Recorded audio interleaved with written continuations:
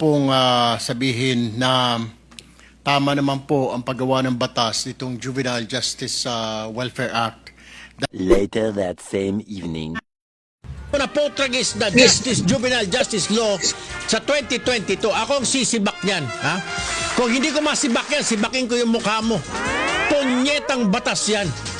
18 anyos bawal ay hindi pwedeng hulihin. Ano ba naman yun? Okay, malapit na ako mapundi. Hindi ko alam kung kailangan tuktukin ang ulo nyo para magising kayo. Ha? Diyos ko po. Itong batas na ito walang silbi. Hindi yung nakakatulong eh. Nakakatulong ito sa mga sindikato dahil nagagamit ng mga sindikato ang mga bata. Nakakatulong din ito sa mga bata na may mga criminal instinct.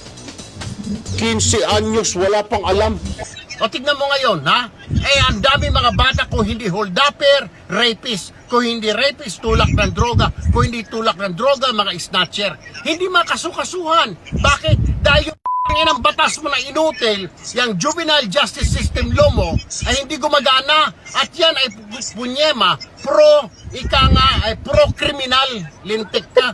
Useless yung batas mo. Hindi mo pinag-isipan, sir. Next time, pag-isipan mo, sir. Pag ikaw nasa Senado, ikaw gumagawa ng batas. Think! Di ba? Yan ang pinapasweldo ano namin kayo para mag-isip. Hindi para mag-ngak-ngak at magdaldal. Mag-isip muna bago magdaldal. Daldalo kayo ng daldal, hindi ko kayo nag-iisip.